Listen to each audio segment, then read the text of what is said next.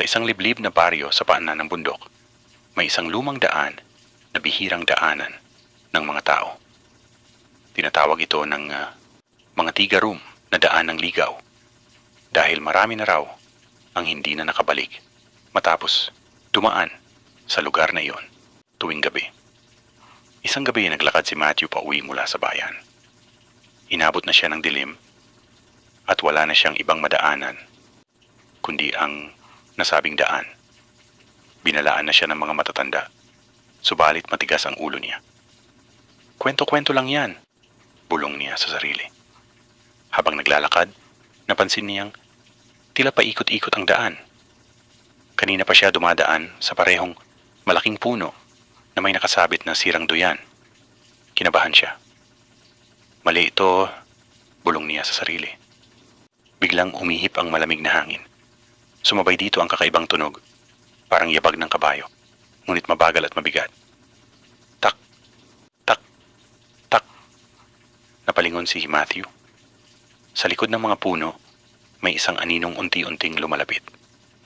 Nang masilayan niya ito sa liwanag ng buwan, nanlaki ang kanyang mga mata.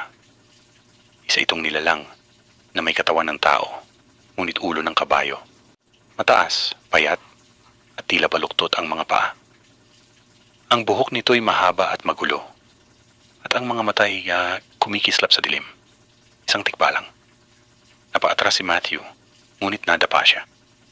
Tumawa ang tikbalang, isang malalim at nakakabinging halakhak na parang nanggagaling sa kailaliman ng kagubatan. Hindi ka makakaalis? Parang bulong na umalingaw-ngaw sa paligid. Biglang nag-iba ang itsura ng daan. Ang mga puno ay tila gumalaw at naging mas makitid. Kahit tumayo si Matthew at tumakbo, paulit-ulit siyang bumabalik sa parehong lugar, sa puno na may sirang duyan. Humihingal, napasigaw siya. Tulungan niyo ako. Ngunit ang sumagot lang ay ang papalapit na yabag.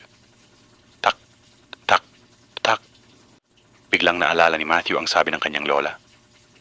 Kapag naligaw ka ng tikbalang, baliktarin mo ang suot mong damit. Agad niyang hinubad ang kanyang polo at sinuot ito ng pabaliktad. Pumikit siya at nagdasal. Nang muli niyang imulat ang kanyang mga mata, tahimik na ang paligid. Wala na ang tikbalang. Wala na rin ang duyan. At sa harap niya, naroon na ang daan pa uwi. Mabilis siyang tumakbo hanggang makarating sa kanilang bahay. Hindi na siya muling dumaan sa daan ng ligaw. Ngunit mula noon, tuwing sasapit ang hating gabi, may naririnig siya sa labas ng kanilang bahay. Tak, tak, tak.